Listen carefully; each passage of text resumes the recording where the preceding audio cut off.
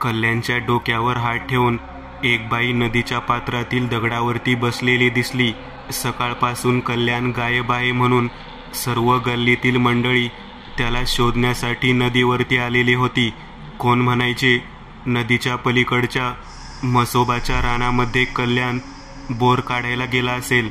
कोण म्हणायचं कल्याणचा रिमांड होममधील मित्र शेगाव दुमल्याला राहतो, त्याच्या घरी गेला असेल आणि रात्र झाल्यामुळे तो परत आला नसेल. पण काही केल्या कल्याणचा मात्र पत्ता लागत नव्हता.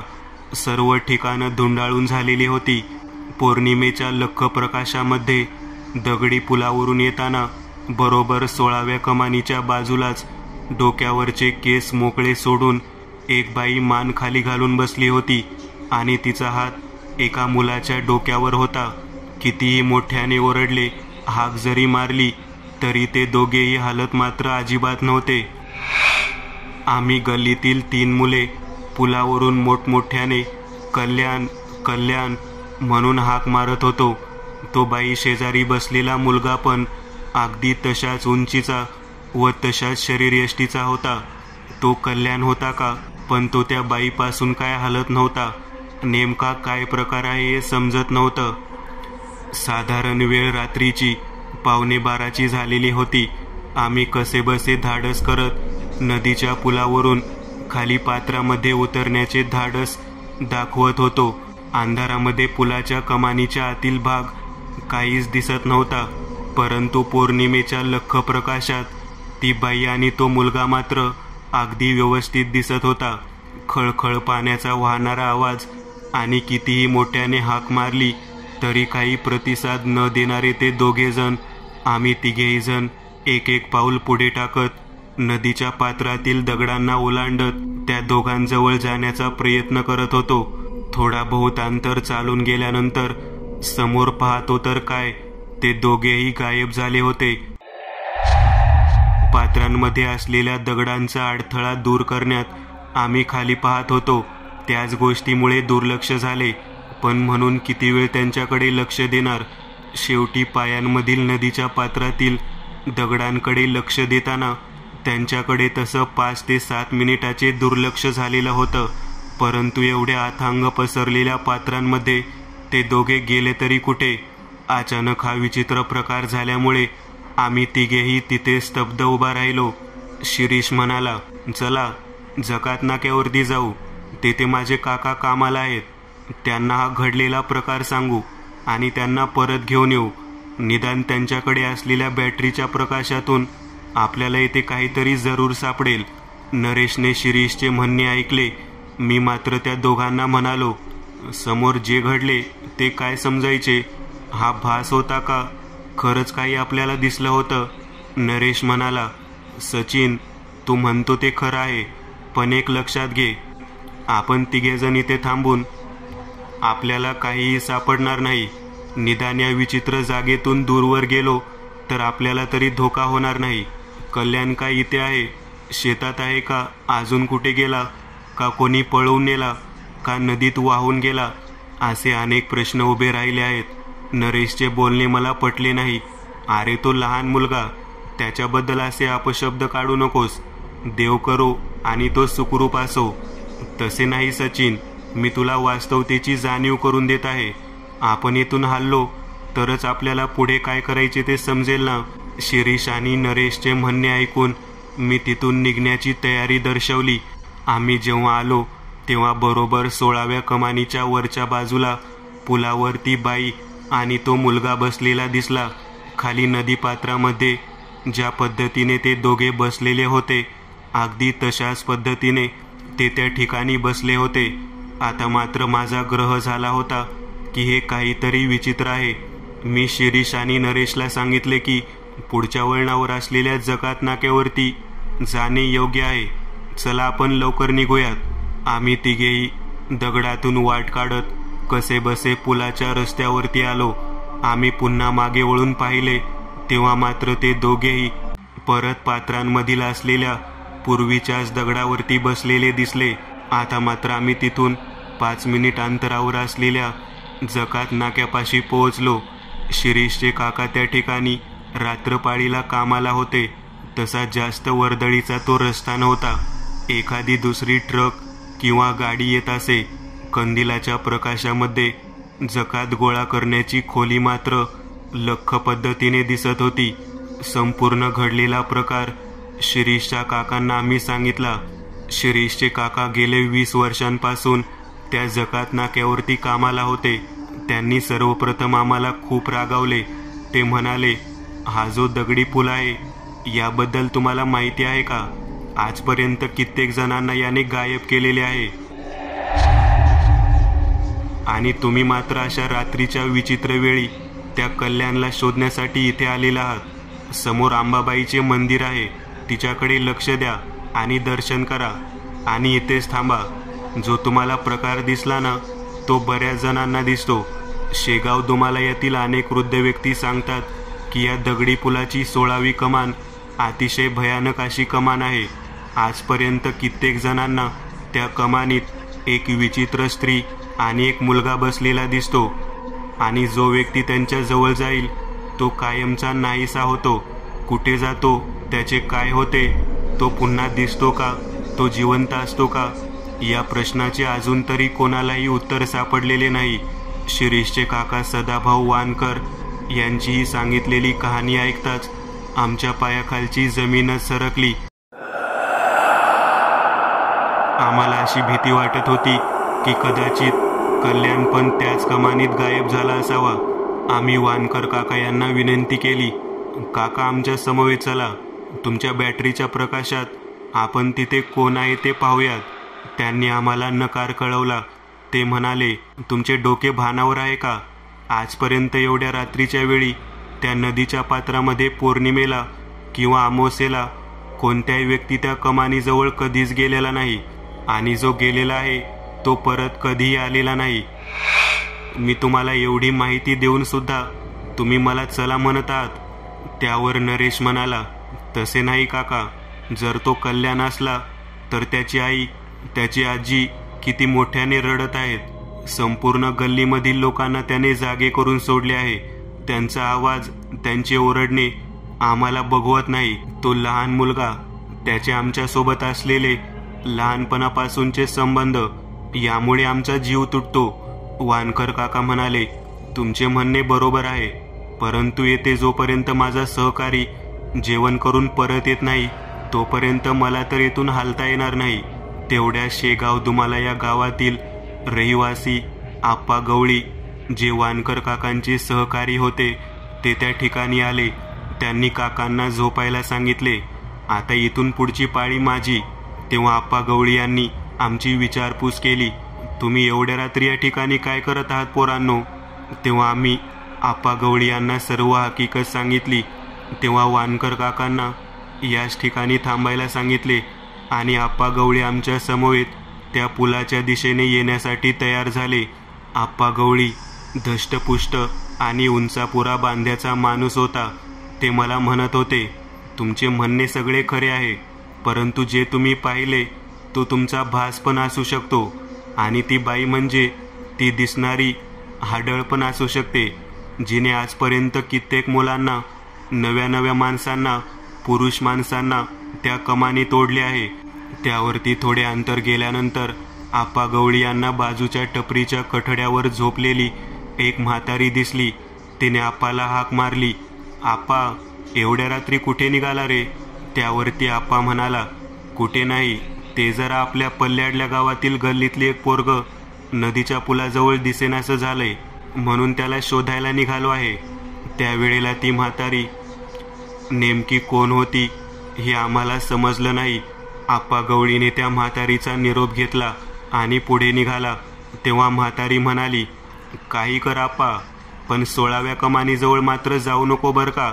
म्हातारे, मला समजलं, तू काय अजून नवीन सांगते? या पोरांचं जरा शंकेचं निरसन करून येतो. 50 पाऊल चालून गेल्यानंतर लगेच पुलाला सुरुवात झाली. पुन्हा पुलाच्या पात्रांमध्ये एक बाई बसलेली दिसली, मात्र मुलगा अजिबात दिसत नव्हता. बॅटरीच्या फोकसमध्ये त्या बाईच्या अंगावरचा पोशाख दिसत होता, परंतु चेहऱ्यावरती संपूर्ण केस आणि पदर आडवा आलेला होता. आप्पा गवळी लांबूनच म्हणाला, पोरांनो, आता मागे फिरलेलं बरं. या 16व्या कमानीतील हाडळच आहे बघा. आप्पा गवळीचे म्हणणे ऐकत आम्ही तिथेच थांबलो. बॅटरीचा प्रकाश बंद केला. मागे वळालो. परत जकात नाक्याकडे येऊन थांबायचे ठरले. पुन्हा जाताना बघतो तर काय, ती म्हातारी आजी पुन्हा बोलू लागली. काय रे आप्पा, सापडलं का कल्याण? म्हातारीचे बोलणे ऐकताच आम्ही तिघेही चाट पडलो. आमच्या गल्लीतील हरवलेला मुलगा, त्याचे नाव या बाईला कसे काय माहिती? आम्ही आप्पाला म्हणालो, आप्पा आजी कोण आणि एवढी माहिती कसं काय हो? आप्पा म्हणाला, अरे पोरांनो, आताच नाही का आपण जाताना तिला म्हणालो की एका मुलाला शोधायला चाललोय म्हणून. आपणच सांगितलं असेल तिला त्या मुलाचं नाव. एवढं का घाबरता? आम्ही चालत होतो. म्हातारी टपरीच्या बाहेर झोपली होती. तिथे एक पोतं दिसलं. मला जरा संशय आला. मी आप्पा गवळीला म्हणालो, म्हातारी नेमकी कोण? तुमची आणि तिची ओळख कसं काय? तेव्हा आप्पा म्हणाले, अरे मुलांनो, तुम्ही किती बरं प्रश्न विचारता. आता आपल्याला रात्र जकात नाक्याच्या खोलीतच काढायची आहे. चला बरं, तुमच्या त्या गल्लीतल्या मुलाच्या घरच्यांची काळजी करा. आम्ही कसे बसे जकात नाक्याजवळ पोहोचलो. वानकर काका दिसत नव्हते. आम्ही आप्पा गवळींना विचारलं, वानकर काका कुठे गेले असतील? ते तर जकात नाका सोडून जात नाहीत म्हणले होते. आणि तुम्ही त्यांच्यासोबत असताना रात्रपाळीला? शिरीष मध्येच म्हणाला, माझे काका समोरच्या शाळेतील कट्ट्यावर झोपलेले दिसत आहेत. जकात नाक्याच्या समोरच्या बाजूला जिल्हा परिषदेची शाळा होती. त्या ठिकाणी आम्ही काकाकडे शिरीष बरोबर गेलो.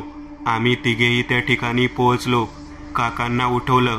काकांना म्हणालो, काका तुम्ही इथे कसे काय झोपलात, जकातीची खोली सोडून? त्यावेळेला काका पुन्हा रागावले. जसे काय आम्ही त्यांना पहिल्यांदाच भेटत आहोत अशा आवेगामध्ये ते बोलू लागले, तुला काय अक्कल आहे? तुला येथील सगळी माहिती असून देखील तू रात्री या वेळेला इकडे कशाला आला आहेस? तेव्हा शिरीष, नरेश आणि मी म्हणालो, अहो तुम्हाला या अर्ध्या तासापूर्वी तर आम्ही सांगितले की आपल्या गल्लीतील कल्याण हा गायब झालेला आहे. त्याला शोधायला म्हणून आम्ही इकडे आलेलो आहोत. तेव्हा मात्र वानकर काका जागेवर उठून उभे राहिले. काय बोलतोय? अरे मूर्खांनो, मी आता आलोय ड्युटीवर आणि इथे येऊन पडलोय. जेवण करून इतका वेळ जकात नाक्यावर माझा दुसरा सहकारी पद्माकर गवळी, हे बघ किती वाजले ते. रात्री 2 वाजता त्याची ड्युटी संपते. मी या शाळेत झोपलो होतो. त्याने मला उठवले आणि तो गेला.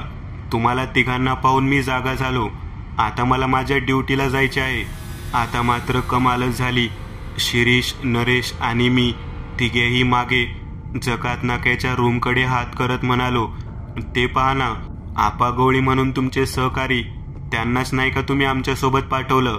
त्यांनी 16व्या कमानीतील त्या बाईचा शोध घेण्यासाठी. अरे मूर्खांनो, तुम्हाला अक्कल आहे का? मी स्वतः कधी 11 वाजल्यानंतर त्या पुलावरून इकडे सायकलवरती सुद्धा आलो नाही आणि तुम्हाला कशाला त्या ठिकाणी पाठवू तिकडे? आता मात्र हद्द झाली.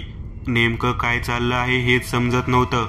बॅटरीच्या प्रकाशामध्ये आमच्या सोबत आलेला तो तुमचा सहकारी आप्पा गवळी. काय बोलताय? अरे आप्पा मरून तर 1 महिना झाला की रे. आप्पा, त्याची चुलती भामाबाई, दोघेही त्या कमानीपाशी ॲक्सिडेंट होऊन मेले ना. अहो वानकर काका, इतका वेळ काय मग आम्ही भूताबरोबर बोलत होतो काय? वानकर काका जागेवरून उठले. त्यांनी त्यांच्या शबनम पिशवीतून छोटीशी पुडी काढली. आमच्या कपाळावरती तो अंगारा लावला व ते म्हणाले, अरे नालायकांनो, रात्री 11 नंतर इथे जे दिसतं ना ते तसं नसतं. मग आम्ही घडलेली पूर्ण हकीकत पुन्हा एकदा वानकर काकांना सांगितली. त्यावेळेला काका म्हणाले, अरे हे कसं शक्य आहे? मी इथे शाळेत झोपलेलो आहे.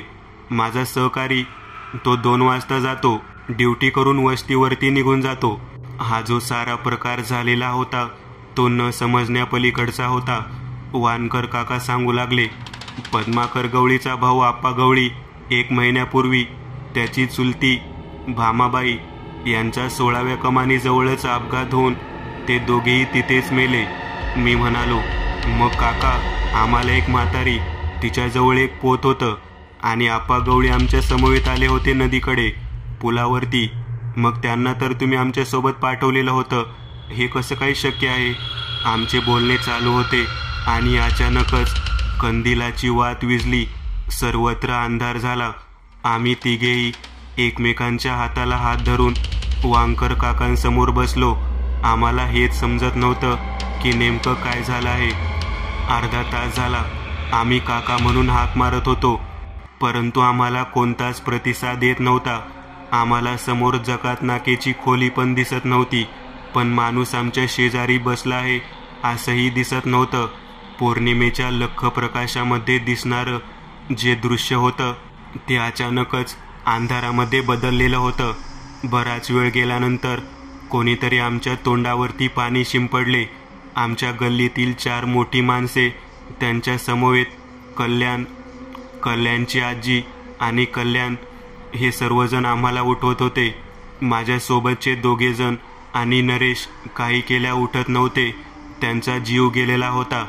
मी उठून बाजूला पाहिलं तर आम्ही त्या 16व्या कमानीच्या खाली झोपलेलो होतो. माझ्या डोक्यात एक गोष्ट येऊ लागली. 16व्या कमानीमध्येच जेव्हा मी कल्याणला शोधायला गेलो होतो तेव्हा तो लहान मुलगा आणि ती बाई पाहिली होती. त्याच वेळेला आम्हाला चकवा बसलेला होता. माझे 2 सहकारी मित्र जीवानीशी गेले होते. मला सर्वांनी उचलून आंबाबाईच्या मंदिरातील पुजाऱ्याकडे नेले. रात्रीची कशीबशी हकीकत मी सांगण्याचा प्रयत्न केला तेव्हा मला समजले. सर्वप्रथम जेव्हा आम्ही ज्या बाईला आणि मुलाला पाहिले होते त्याच वेळेला आम्हाला चकवा बसला आणि तिथून पुढे आम्हाला दिसत होते तो सर्व चकवाच होता. केवळ गळ्यामध्ये दत्त महाराजांचा ताईत असल्यामुळे मी वाचलेलो होतो असा निष्कर्ष आंबाबाई मंदिरातील पुजारी यांनी काढला. थोड्या वेळाने मला पण बातमी समजली की शिरीषचे वानकर काकाही जकात नाक्यावरतीच मृतावस्थेत आढळलेले आहेत. पुजारीजी म्हणाले, तू गुरु उपासक म्हणून वाचलास. आजही ती दगडी पुलावरची 16वी कमान घातक म्हणूनच ओळखली जाते. तुला दिसलेले आप्पा गवळी ती म्हातारी अगोदरच मेलेली आहेत. या नदीच्या दगडावरती दिसलेली बाई आणि तो मुलगा हे दर पौर्णिमेला अमावस्येला का होईना सर्वांना दिसतात आणि त्यांचा बळी घेतात. त्याच मेलेल्या व्यक्ती इतर लोकांना फसवतात आणि तेथे घेऊन जातात. शिरीष नरेशांचे काका ड्युटीवर जातानाच मेले होते. तुला आणि तुझ्या मित्रांना जकात नाक्यापर्यंत त्या चकव्याने सगळ्यांना नेले आणि पूर्वीच मृत झालेला आप्पा गवळी यांनी परत तुला तुझ्या मित्रांना तुझ्या मूर्खपणामुळे तेथे परत नेले आणि ते दोघे तिथेच 16व्या कमानीखाली मृत झाले. केवळ तू तुझ्या गळ्यातील दत्त महाराजांच्या बांधलेल्या ताईतामुळे वाचलास. मित्रांनो, आज पुरतं एवढंच. तुम्हाला जर काही गोष्ट आवडली असेल तर नक्की लाईक करा. तुमच्यापैकी बरेचसे जण व्हिडिओ लाईक न करताच पळून जातात, पण हा जर व्हिडिओ तुम्ही लाईक केला तर मला जरा बरं वाटेल आणि असेच भारी भारी व्हिडिओ बनवायची माझ्यात एनर्जी येईल. त्यामुळे नक्की लाईक करा आणि अजूनही कोणी या चॅनलला सबस्क्राईब केलेलं नसाल तर लगेच सबस्क्राईब करून टाका आणि बाजूची घंटी ती मात्र दाबायला विसरू नका. देवाची घंटी आहे ती. चला तर मग पुन्हा भेटूया अशीच एक आगळी वेगळी गोष्ट घेऊन पुढच्या